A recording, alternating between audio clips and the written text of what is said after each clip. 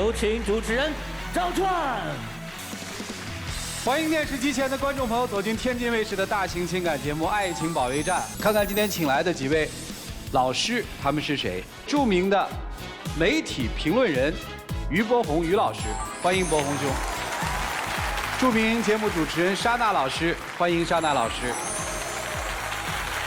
影视演员贾小晨老师，欢迎贾老师。曲薇老师，欢迎曲老师。来吧，接下来我们就一起来了解一下今天需要帮助的这对嘉宾朋友遭遇了怎样的情感困惑。各位请看。我和他条件差不多，都离过婚，都有一个儿子。我的情感经历让我知道感情和睦挺不容易的，所以我对我们俩的感情很谨慎。他比我多离过一次婚，所以他对我要求特高。我平常很努力做到让他满意，但他还觉得我哪儿都不行。我之前跟他讲得很明白，我想找一个能包容我、能顺着我的人。他答应的好好的，但实际上都做不到。我跟他处肯定是真心实意，俩人想往好了过，就得总磨合。我希望他别那么着急，多给我们点时间。有请这对嘉宾。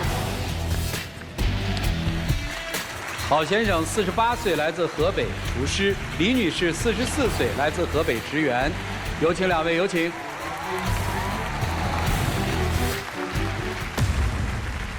欢迎两位哈。人到中年是吧？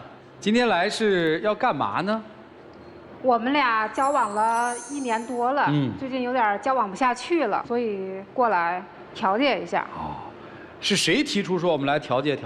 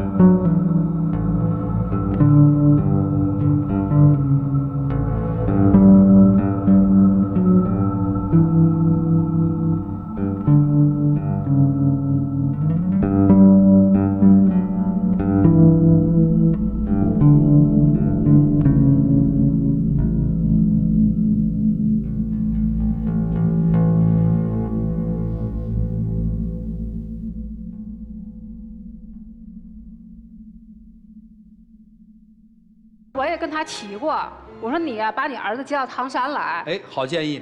对，而且他也没工作，你带着他不挺好的吗？他生在廊坊，长在廊坊，同学朋友都在廊坊，那我也不是没说，我也真没招啊，我也说过。听明白了，这事儿让您心里不舒服，还有什么事儿？你都不知道，他去年都是他前妻他老爸过生日，他还跑过去给人家做饭去，那是孩子老爷。那是孩子姥爷，你说我告诉你多少遍了，我说我很介意这件事情。我有什么招啊？我很介意，你为什么还要去呀？就是一种，而且他去了还不告诉我，那证明他知道我会生气呀。正赶上休班回去，所以说我没告诉你，我就顺带脚给老爷子做了顿饭，是这样。我不对他姥爷好，那他不也对我儿子也好吗？就是这是个家宴，就在家里吃的，还是说在家里边摆两桌是吧？都是一家子人，我就去给做的饭，人家还要给我钱，那我也不能要啊，是不是？因为厨师这么多，为什么非得找你呀？我觉得这件事情很严重。对，这个您心里是过意不去啊。对，但是您也别想那么多，你说。但是您心里是坦荡的，是这意思吧？因为老公都在，人家老公都在。对，我这一切都是为了儿子，而且对方还有家。因为他是孩子姥爷。明白了。啊，我除了这个真没招还有什么让您不舒服的、不舒心的？我吧都是说，你看我也年龄也不小了，都是想奔着结婚去的。啊谁不奔结婚？我也是奔着结婚的。你结婚我也挺你买累的。房子呀，我都也没说不买呀，那我们俩交往也1年了啊，我都说那咱们去唐山你买房吧。他说他老家有房子，我说那你老家有房子，把老家的房子卖了吧。我说卖了以后咱们从唐山一起安家。他跟我说啥呀？那房子要给他儿子。您不知道，他呀唐山有2套房子。哦，2套呢。我呢就觉得买房子它不是跟菜市场买菜一样，买黄瓜1块钱1斤我就提了走了。买房子是大事，慢慢来。咱买好房子是吧？我唐山的房子是我的，他的房子他说给他儿子。我有2套房子，他都想占我的房子。不是没有占吗？就是你们结婚不住一起，有什么了不起的呀？那我也有儿子呀，我还想给我儿子呢。就给儿子。再说了，他上这么多年班了，肯定有积蓄吧？我说咱们从唐山买一套，我说你多出点。我也没说不买呀。我问一句啊，这唐山不买房，这婚还结不结呀？如果要是。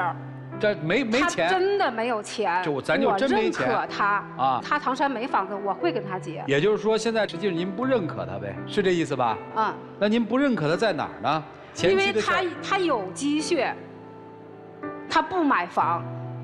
那买不买房是他的事儿啊，真较真儿的说。那您说我那钱啊，那也不能说暂时你有房先住着，那我。孩子也大了，你说以后再结婚，我老家还有房子，老人想过得好点，我还想把那房翻盖一下，让其实他有钱，他就是说他也有房，他是房子想给他儿子和他老人。在他的心里，他在盘算他自己家那点事儿。对，你也在盘算嘛，对吧？盘算我觉得没什么，但是我们丑话都说前头了。都是说他也同意了，你也不是没积蓄，你就拿出点积蓄来了以后跟我一起在唐山安个家，怎么了？行，这房子事儿咱们放在一边儿。平常他对您好吗？对我不好。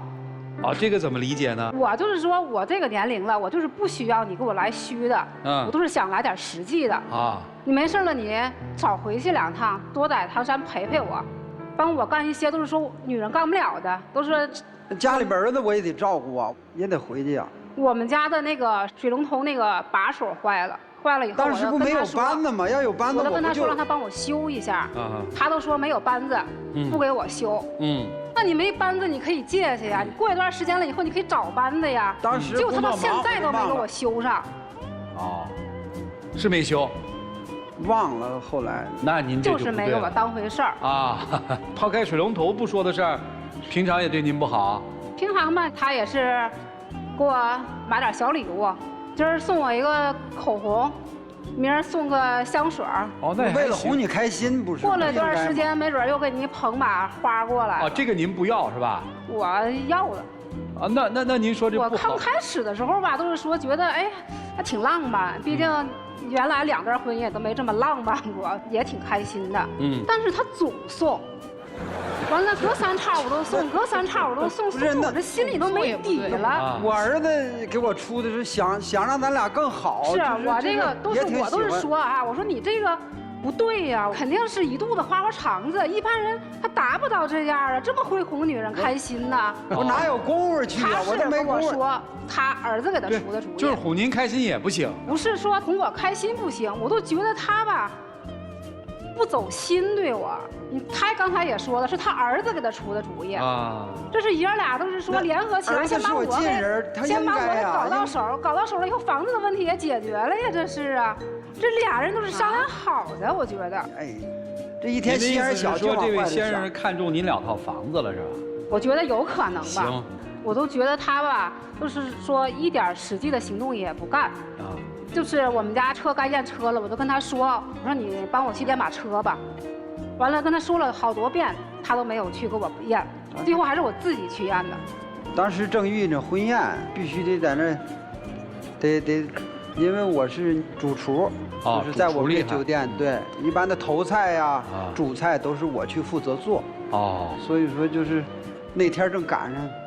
那什么？他总是找各种各样的借口，反正就是不能帮我干任何的事儿。人家那个过寿，他都可以回去，我验个车，他都帮不了。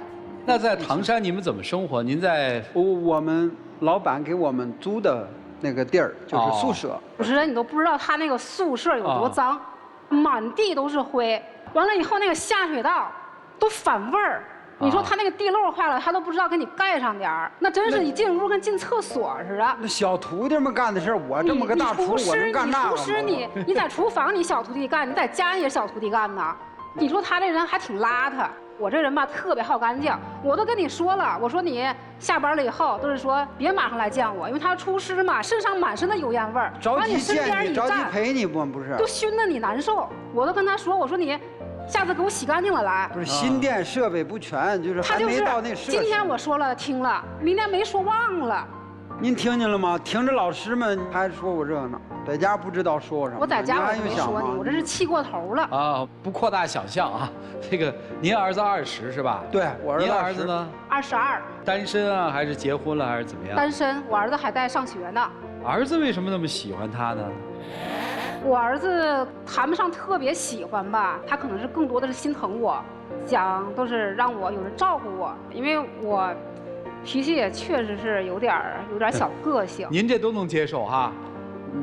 都觉得好哈？是觉得都挺好的，就是有时候大事儿吧，就老是不是，其实就是咱说句现实，不往好处想，但是孩子特好，那孩子特懂事。咱说句现实的话，您好歹是一大厨啊，而且是一主厨啊。对。其实您要找对象不困难吧？我找也不困难呢。我没说您找困难的意思，我就是问他。这个也不能那么说吧，这个因为当初我头一段婚姻，就是因为俩人老吵架，影响孩子，就对孩子身上总觉得，欠点什么似的。等孩子成了家以后呢，我再考虑。当初是那么想，那时候离婚，孩子刚12岁，我儿子，所以说现在就是自个儿感觉太累了，谁不喜欢说？家里边老婆孩子热炕头的，是不是您说？那都想那个。所以您这不得找一个知冷知暖、疼您的人吗？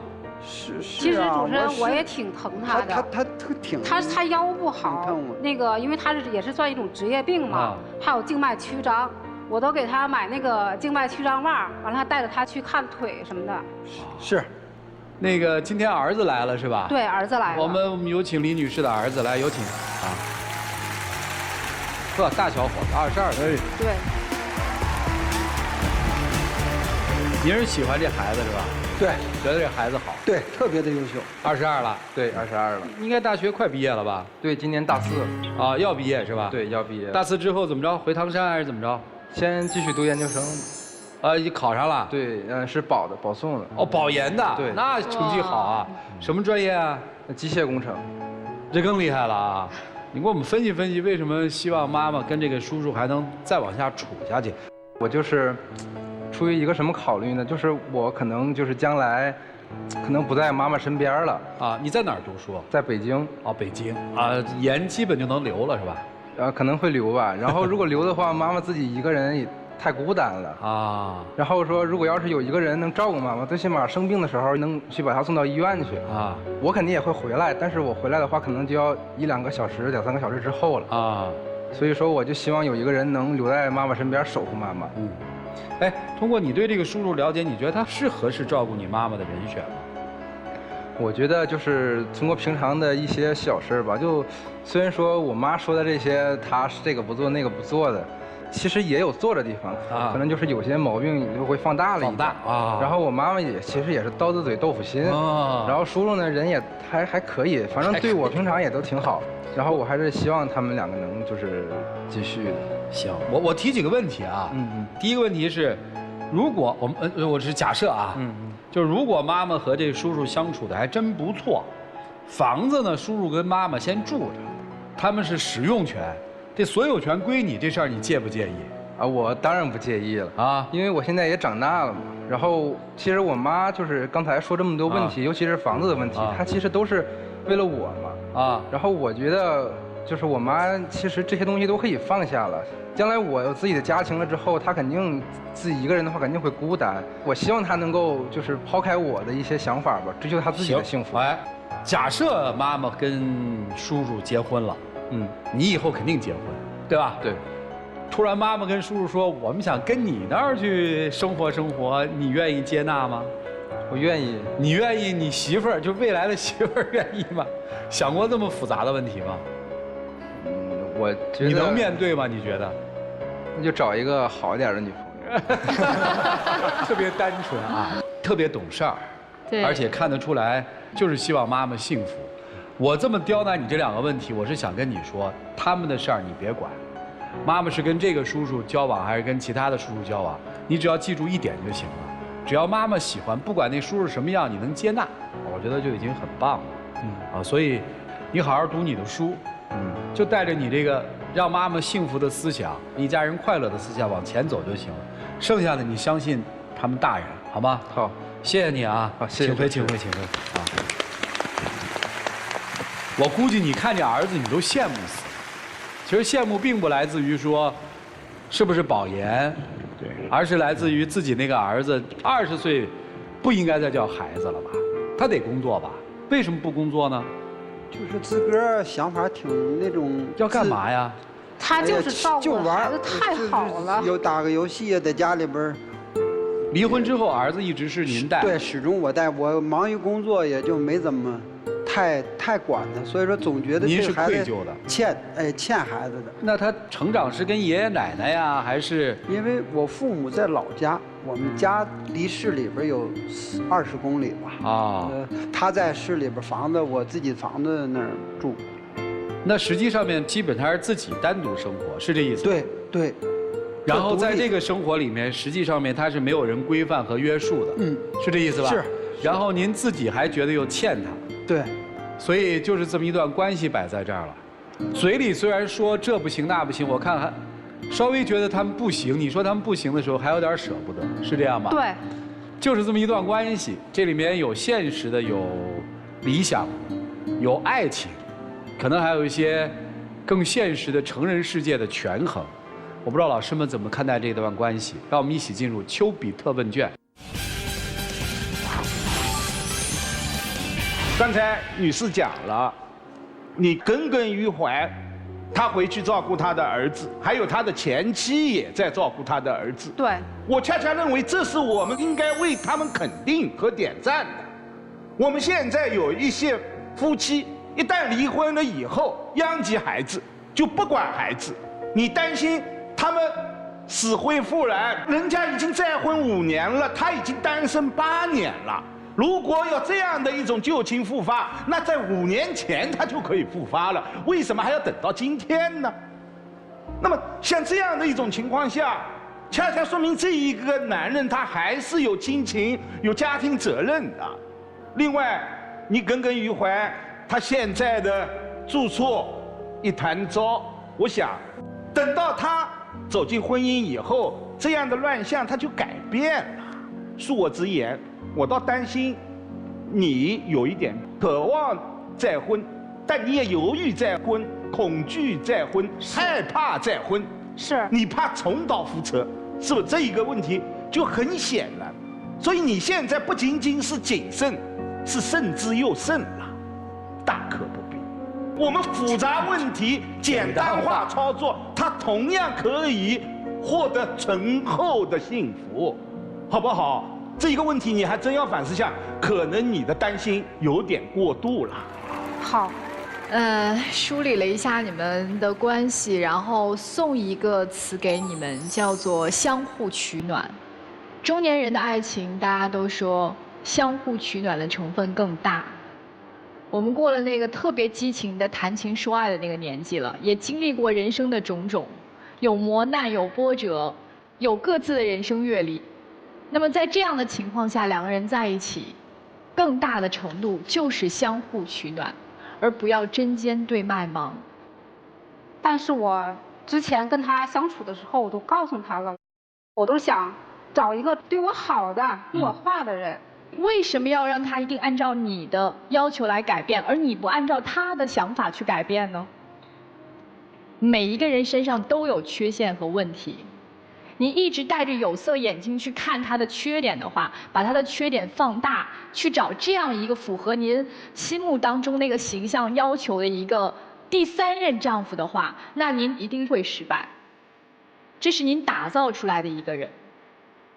如果您要是真的想好好的再踏入一段婚姻，找到一个适合的人，我觉得您应该改变一下您自己的想法。第一，放下防备；第二，别太矫情。他的儿子给他出主意，给你送礼物，这事儿常人听到不应该都觉得很开心吗？我得到了你儿子的接纳和认可啊，你怎么会觉得说你儿子给你出主意这个问题是有错误的呢？我觉得他不走心，应该是他自己给我买东西。甭管是谁出主意这件事儿，他去做了。那如果我再矫情点，认为他儿子给他出主意，那我就不买呢，对不对？对。所以就看你这个事儿要怎么看，从哪个角度去看。是。如果你自己往开了想，那这个事儿所有的都是正向的，都是好的一面。如果你自己要钻那个牛角尖的话，谁都帮不了你。女士，我想问一下，你介意说一下你第二段婚姻是为什么失败吗？你介意吗？也不算介意吧，都是说是他们孩子不想让他爸爸再跟我在一起。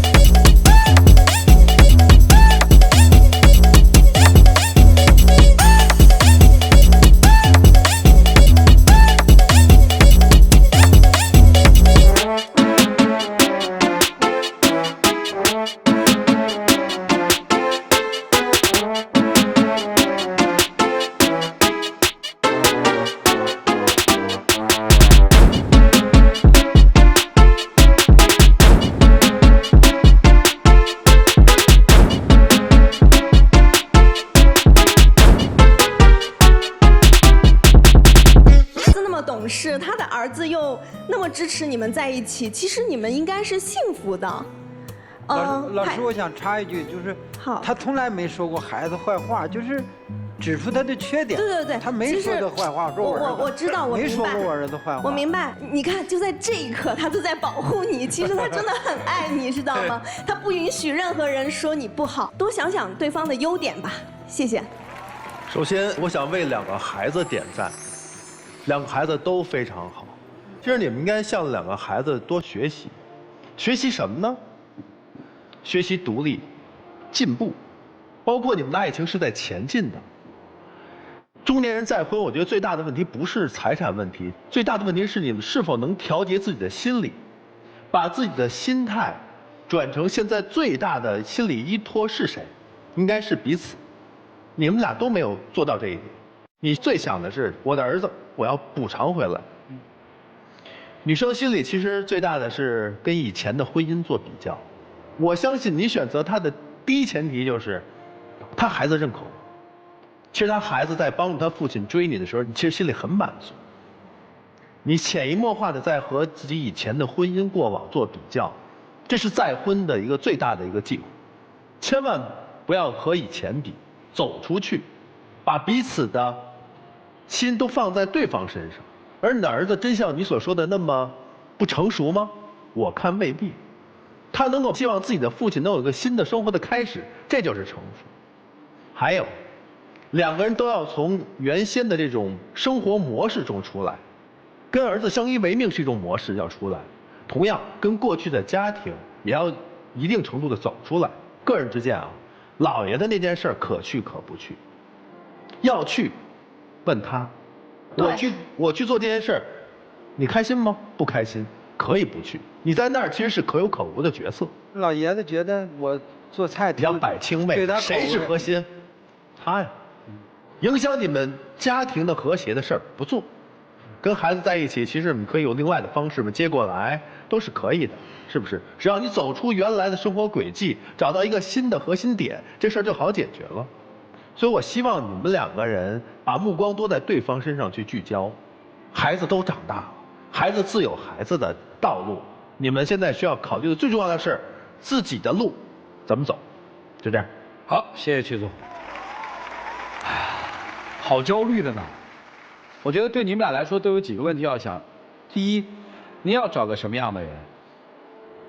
他是不是？也许他真的不合适。他说我就想来看你，我不喜欢你的油烟味儿。那换而言之，就是你应该洗完澡再来看我。要2个人生活在一起，这人回家都累得不行了，偶尔回家往沙发上一瘫，给我洗澡去，1回2回3回5回的心寒不寒？咱们都这个岁数的人，不管多累，回家洗澡很正常。你看，这是你的标准。我有时候站1天，回去了，真是洗不动，洗不动就不洗了，睡吧。你又不是天天不洗。如果再婚的时候还有那么多东西，你们俩就累了，恋爱谈的也不舒心了。所以你们想，对方是不是你真要的人？来，一起进入真情六十秒。亲爱的，我都明白了。要想咱俩幸福啊，就得真情。知道你有精神病的时候，我买了一个按摩仪，然后自个儿又偷猫的学了学按摩的技术。就看着你嚷难受，我也心疼。你老嫌我陪你时间少，那我就是少歇会儿班，是吧？少歇天班，多挣点钱，不就是养儿子，是吧？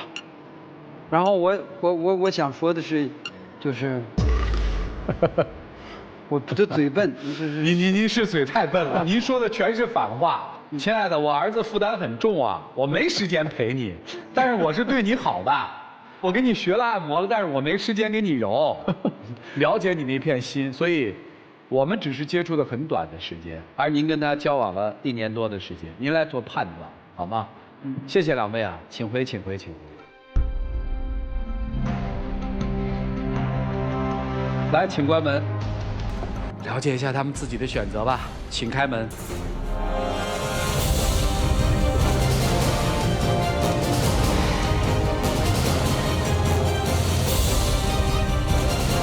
需不需要为他们的爱情做点减法呢？了解一下。在你的世界里，哥们儿义气永远都比我重要。既然你这么不在乎我，当初为什么要跟我在一起？谁在外不要点面子啊？你总是因为一点小事就发脾气，甚至还动手。你有考虑过我的感受吗？你所谓的面子，就是跟那些狐朋狗友混在一起，倒贴钱还让人家拿你找乐。你能不能成熟一点？你永远也理解不了我的理想，我的圈子。也许咱俩真的不是一路人，也不该走到一起，分开才是最好的选择。有请这对嘉宾，有请。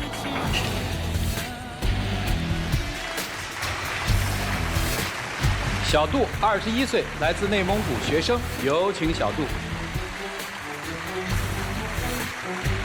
小米，21岁，来自内蒙古学生，有请小米。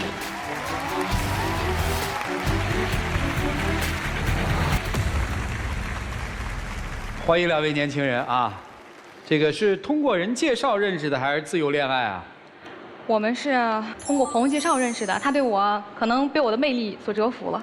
哎呀，现在的姑娘多自信，是被她的魅力所折服吗？可能当时在酒吧认识的嘛，可能喝多了。你别解释，别解释。哎呀，打脸打得太快了。你这稍微留点面子，可能喝多了。啊，这估计也是气话。这个今儿来是为什么呀，姑娘？首先是我来的，你看他刚才说那话，你就知道他平常对我是一个什么态度啊。他总是特别自私，特别以自我为中心，就那个大男子主义，我从来没有见过他这么自私自利的男人。哦，什么都比我重要，我怎么说都不听。如果再这样的话，我真的走不下去了。就是你今儿是来贴警告牌的是吧？算是吧，再是一个倾诉我苦水，我想让，就是因为我觉得我做的没有错，然后呢，他觉得他做的没有错误，我想让老师和主任帮我看看到底是谁的错。我错了，那行，那我改；他错了，那他改。当你想在情感当中评理的时候，你就真的错了啊！没事，我们迁就你，给你评理，怎么了？我们俩在一起1年多了，然后我们100天纪念日啊。我是一个非常注重仪式感的人，他也知道。我早的就跟他说，我这天想去干嘛，想去说吃饭的地儿，我都想好挤什么沙拉酱了。然后呢，结果他那天跟我说，我兄弟要过生日，他要去过生日。然后还跟我说什么啊？过101天不也一样吗？你非揪着那一天不可吗？本来过101天不也是过吗？那你生日第2天怎么不能过呢？非得揪着生日那一天？生日1年只有1次啊！那100天咱们在一起一辈子还只有1次呢？那是我最好的兄弟。我可能还是你未来老婆。你看就这样也不听我解释。我当时想的是说，先去我兄弟这边，然后再去。那是只有这一件事吗？你这兄弟，你总是把兄弟放在我的前面，我永远都是一个尾巴。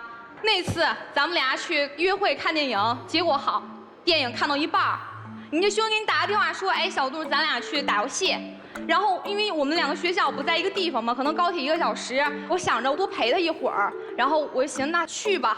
然后因为我不会打游戏，我只能在网吧看电视剧。我非常讨厌网吧那环境，就烟雾缭绕的。不是，你说网吧那么多女朋友陪男朋友打游戏，那你怎么不找他们当你女朋友，找我干嘛呀？那你说。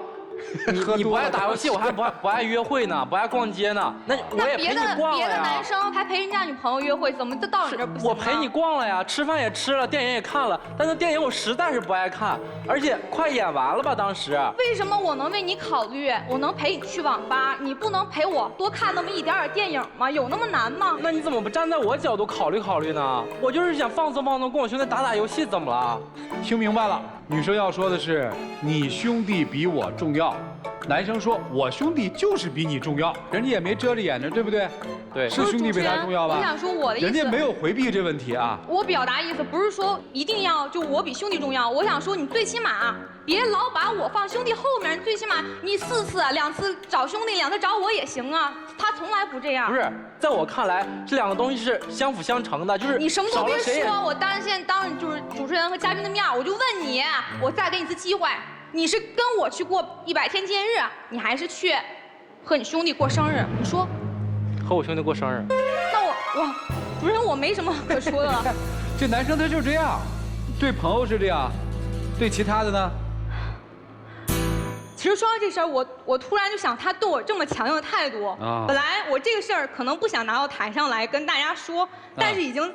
说到这儿了，我不是说反对说唱，但是他有点太过了。有一次我们朋友聚会嘛，然后我就带大家过去了，然后我正在那儿说话，他上来打断我说：“哎，行，都别说了，听我来给大家唱一个。”你不觉得你这样特别没有礼貌吗？不觉得呀，就是行。你说你们都在那儿说什么闲言细语，多无聊！我不是为了烘托气氛吗？后来气氛不是被我烘托起来了吗？行。这个他们倒是跟我打招呼了，说这孩子说唱能不能说唱一段？我觉得这个没问题。对，我今天特意就是准备了一段，我就想让大家看一看。哎，你还有心吗，孩子？你女朋友都哭成这样了，我们正在就是不认同我呀，所以我才想就是说证明我自己啊。证明啥呀？证明我这个就是我的爱好，然后我喜欢这个东西，就是想让他也试着理解这个东西。我不是不认同，是。主任，你先说，我尊重你，我不能像他一样没礼貌。你先说，我不打断你。你说你的，我要说的可能跟你说的差不多。他还把他说唱的那个视频拿我手机发到我朋友圈，我觉得特别丢人，就跟他那天在那个饭局一样，他就像一个猴搁那块哗众取宠。我觉得他把我的面子不是我为什么发你朋友圈啊？第一个，我得让你朋友知道你是一个有男朋友的人；第二个，我得让大家知道你是有这么优秀、这么有才的男朋友。你告诉我，为什么你要让他的朋友知道他有男朋友？因为我喜欢说唱，他喜欢跳街舞。你说跳街舞就跳吧，跟男的一起跳。跟男的跳，跟谁跳的？这世界上除了男人就是女人。可以对吧？你有点分寸，一点分寸没有，就那动作，我觉得作为任何一个人，作为男朋友的话都受不了。什么动作？街舞不是很正常？首先我要说，不能让他把我的人抹黑成这样。我先说明，我不是说每一支舞都是和异性跳。然后再一个是我也没加人家异性朋友微信，不像他所有的女粉丝都加微信，全都加微信，都变成朋友了。粉丝加我微信，我不能不加吧？人家说我高冷。那还能早安、晚安干嘛呢？那不是没背着你都让你看了吗？你连背着我都不想背着了，那证明没啥事儿啊，那就。你不觉得你这特双标吗？当初在酒吧你看我跳舞，你眼珠都快出来了，现在你不让我跳了，你怎么这么自私呢？我说了，那可能就是喝多了。哎，你这太伤人了，孩子。这个街舞跳得很过分吗？一点都不过分，我穿的也很多啊，长裤、运动鞋，我觉得一点都不过分。而且他不仅说对我有问题，他对这个街舞有看法，我特别讨厌这事情，因为街舞是算我心中的一个小信仰。我们看节目的时候，看舞蹈比赛。他就跟我说：“你看这个跳街舞的没有那个跳芭蕾的底子。”不是我别弄随口一说嘛。然后那你说我能受得了吗？再说了，我的信仰能被你这么践踏吗？自己家人说话，你没有资格说。好，个人爱个人的，你们俩就这么吵着就恋爱谈了1年多呀？是后来发生的一些问题，就是时间越来越长，问题越来越多。行，我之前你叫我什么？现在你叫我什么？之前叫我宝宝，现在就不是你多大了还宝宝的叫？我一直都是你的宝宝，我现在也是宝宝，现在我才多大呀？我不是宝宝是啥？不是，你看那样是个女生该有的样吗？哎，喋喋不休，上台了还喋喋不休。穿裙子、高跟鞋，我长得也不丑，怎么就不是女孩子了？我在理，你知道吗？这世界上就是拿理说话的。好，这个也听明白了。还有什么看不过眼的、看不惯的都说了吧？还有前面不说那个兄弟吗？他交朋友可以，但是能不能交点像样的？我给打电话的时候，他在酒吧呢挺吵的，然后可能冬天穿的比较薄就出来了接电话。后来呢，过了没几天感冒了。然后呢，他这朋友就给我打电话，义正言辞地说：“安宁，怎么回事啊？你给打电话穿那么薄出去接你电话，你知道不告诉他被人打电话，然后你能不能对他好点？”我当时其实我很想说一些话来怎么样他，但是其实我的兄弟不是为我好吗？我不为你好吗？你能不能帮我良心问？当时不是，当时我在酒吧的时候，我就接电话。而且你确定感冒是因为接我这个电话？就是啊，大冬天搁外面酒吧玩。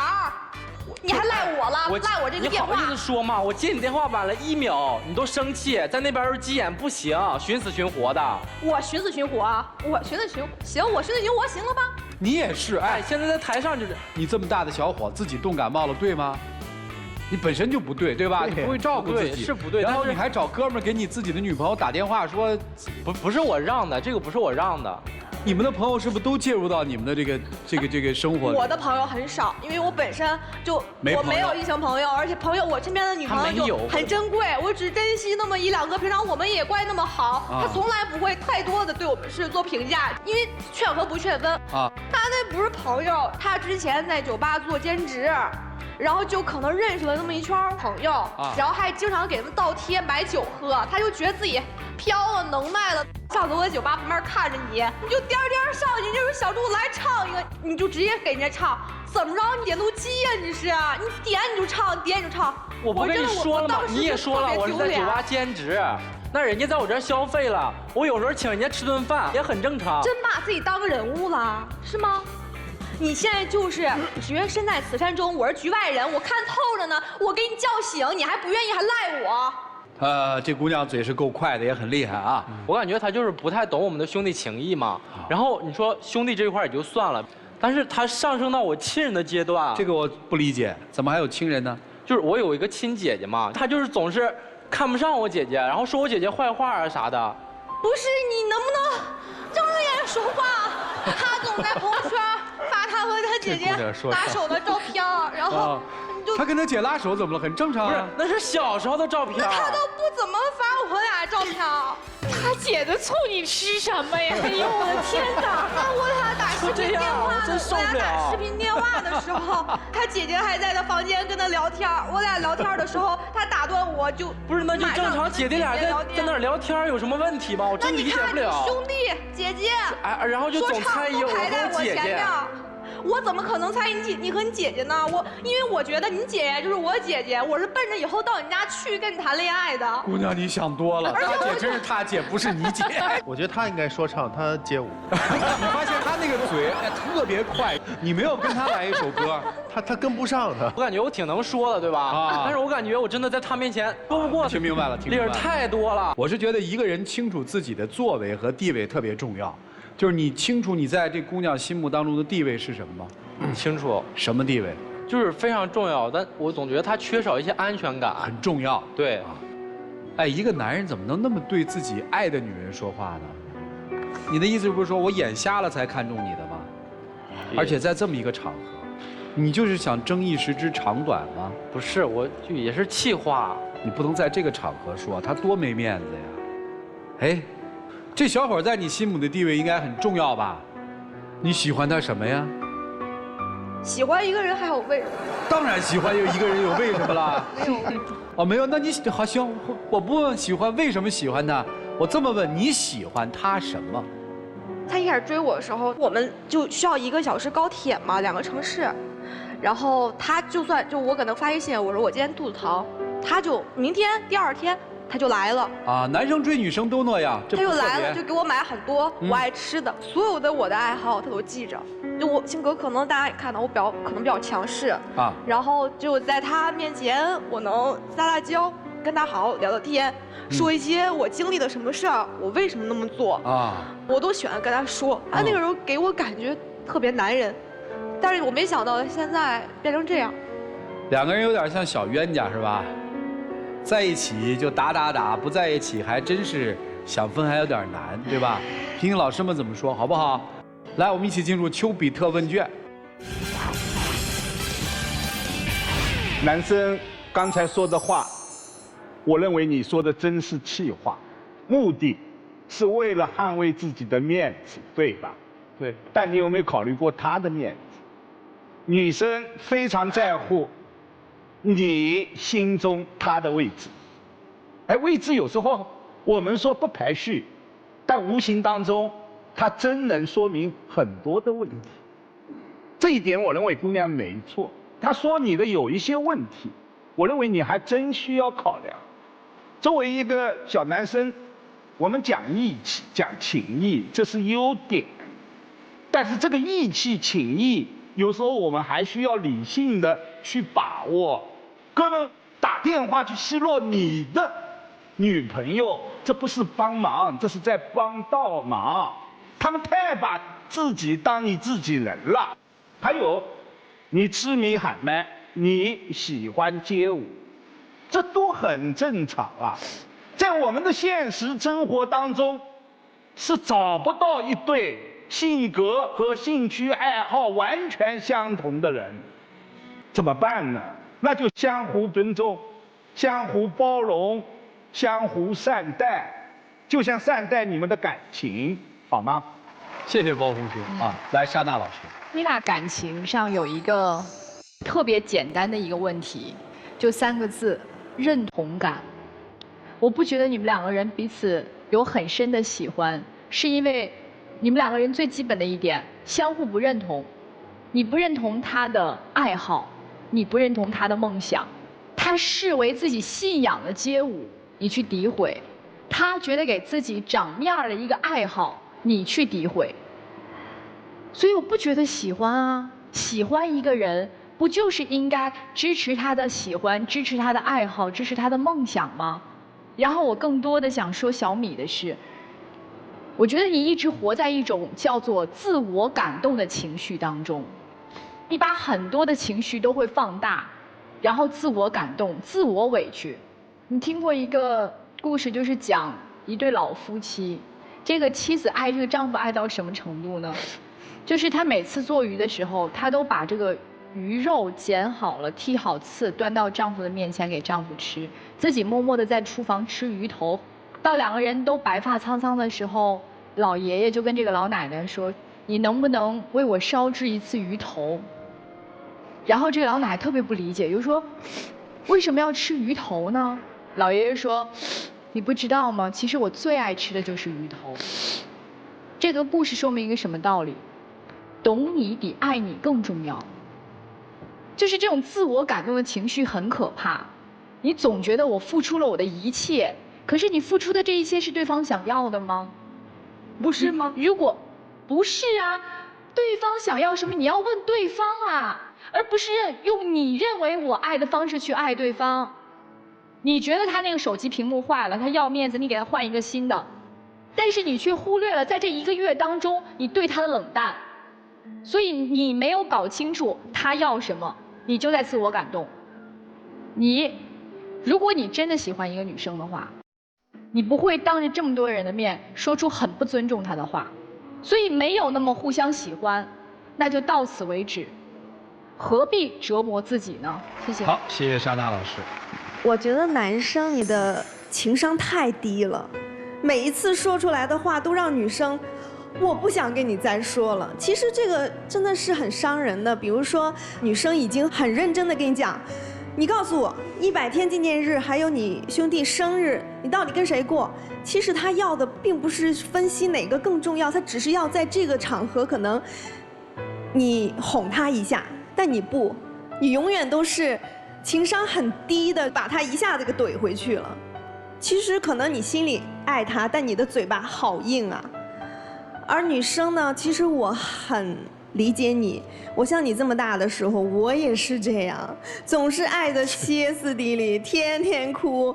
但是后来再回想起来，我真的觉得好不值得，因为你把自己放在这个爱情里面投入了太多了，你忘了自己了。他有那么多的兄弟，你也要有自己的圈子。比如说他在跟兄弟不知道在干嘛的时候，你可以跟姐妹在一起开心一下，然后让他也觉得哦，我也要关心一下我的女朋友去哪里了，而不是你一直在担心她去哪儿了。而且男生，我告诉你，其实在你这种场合，就比如说酒吧呀、玩的地方，很难交到真心的朋友，大家可能都是散了就散了。所以你们两个，我觉得是尊重一下对方的爱好，然后呢，给自己一点空间。尤其女生，你把自己的空间放大了，她就会担心你，那你们两个就会舒服一点这个关系。谢谢。我也不看好你们俩，因为你们俩一个把日子过得很江湖，一个。